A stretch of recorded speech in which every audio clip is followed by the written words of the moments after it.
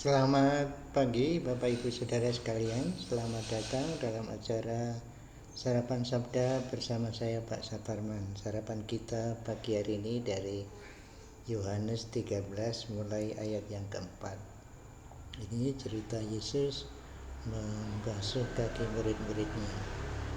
Lalu bangunlah Yesus dan menanggalkan jubahnya. Ia mengambil sehelai kain lenan dan mengikatnya pada pinggangnya. Kemudian ia menuangkan air ke dalam sebuah basi dan mulai membasuh kaki murid-muridnya, lalu menyekanya dengan kain yang terikat pada pinggangnya itu. Maka sampailah ia kepada Simon Petrus. Kata Petrus kepadanya, "Tuhan, engkau hendak membasuh kakiku?" Jawab Yesus kepadanya, "Apa yang kuperbuat engkau tidak tahu sekarang, tetapi engkau akan mengertinya kelak." Kata Petrus kepadanya, "Engkau tidak akan membasuh kakiku sampai selama-lamanya." Jawab Yesus, "Jikalau aku tidak membasuh engkau tidak mendapat bagian dalam aku."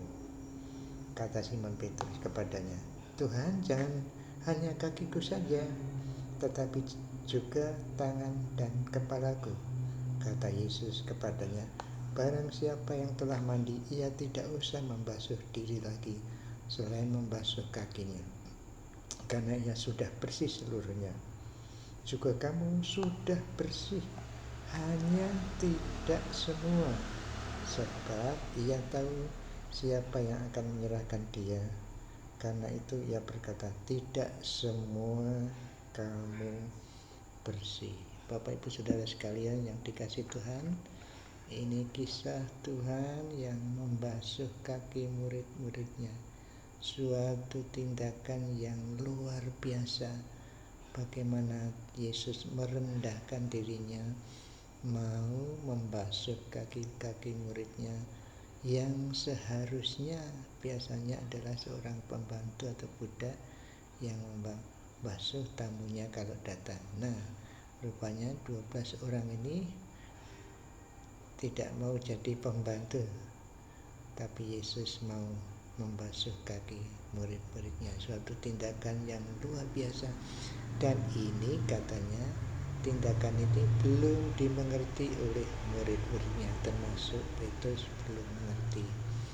Tetapi ketika Petrus diberitahu kalau tidak mau dibasuh tidak dapat bagian dalam aku, lalu Petrus maunya dibasuh kaki kepala sampai kepala juga. Tapi Yesus mengatakan kalau sudah mandi tidak usah, karena kamu sudah bersih. Tapi kemudian sesudah itu dia berkata, karena ia tahu tidak semua kamu bersih. Karena apa katanya? Sebab ia tahu siapa yang akan menyerahkan dia. Jadi kata bersih di sini bukan bersih dalam arti fisik ya rupanya, karena ada seorang yang akan mengkhianati. Berarti 12 orang muridnya itu 11 bersih, 1 tidak. Nanti dijelaskan pasti itu Yudas ya. Jadi Bapak Ibu Saudara sekalian yang dikasih Tuhan, kita tahu tindakan Tuhan belum bisa dimengerti, tetapi hanya dijelaskan di sini bahwa kalau sudah mandi tidak perlu cuci semua lagi, hanya kakinya saja. Nah ini juga kemudian kalau sudah mandi itu bersih, tapi tidak semua bersih. Berarti ada satu yang tidak bersih karena akan menyerahkan itu. Berarti 11 orang itu bersih, 1 orang tidak bersih, itu Yudas. Sudah jelas di sini. Jadi Bapak Ibu Saudara sekalian, ini menarik sekali, bukan menarik ya, ini menyedihkan sekali ya. Orang yang ikut persekutuan bersama Yesus ternyata adalah tidak bersih. Kita tidak tahu bagaimana Yudas kok jadi orang tidak bersih, apa pengaruhnya. Nah memang nanti ada penjelasan, sebetulnya pasal 6 sudah ada penjelasan ya. Bukan orang percaya Yudas itu. Lalu kalau di ayat-ayat lain dikatakan Yudas itu bendahara seperti itu ya, sering memakai uang gitu. Dan ternyata nanti Yudas juga menjual Yesus dengan 35 keping perak. Jadi rupanya uang itu sangat,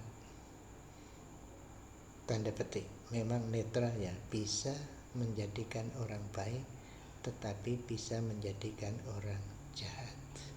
Orang yang sudah dekat Yesus, bersekutu 3 tahun, tapi juga terpengaruh uang sehingga uang menyebabkan dia mengkhianati Yesus.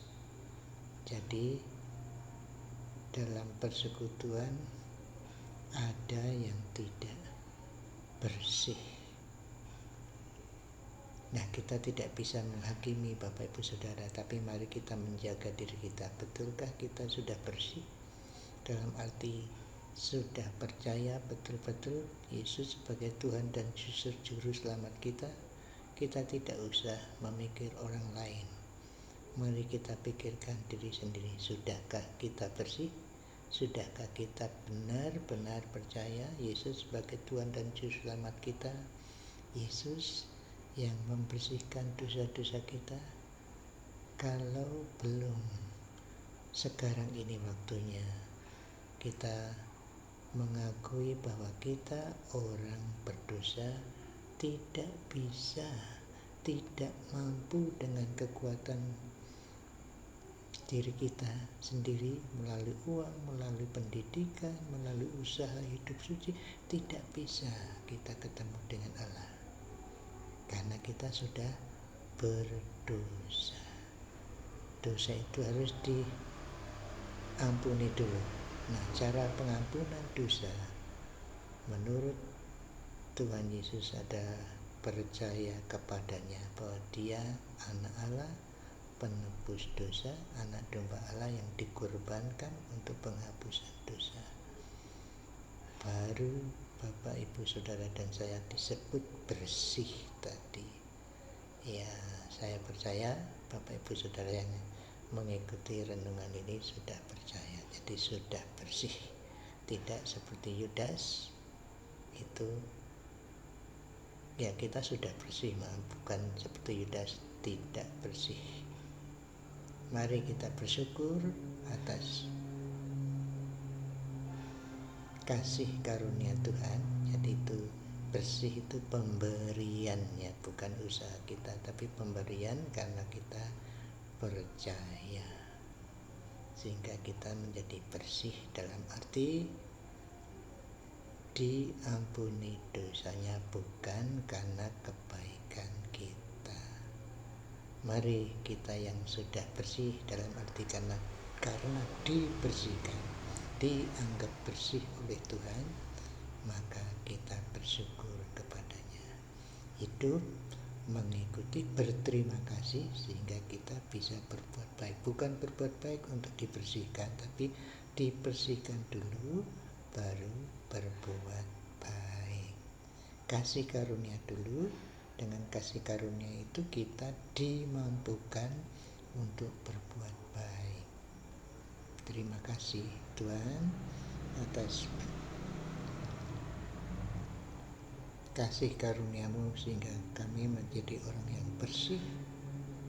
Dosa kami sudah diampuni dan kami mohon hidup kami sehari-harian hidup sebagai orang yang bersih, selalu taat kepada firman-Mu.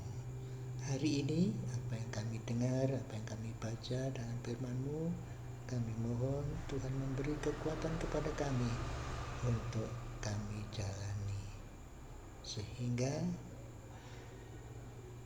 bersih itu menjadi pengalaman hidup kami dan menyenangkan hati-Mu, menjadi berkat bagi orang sekitar kami. Terima kasih, terima kasih. Amin. Selamat berkarya Bapak Ibu Saudara sekalian. Tuhan Yesus memberkati Bapak Ibu Saudara dan saya. Amin.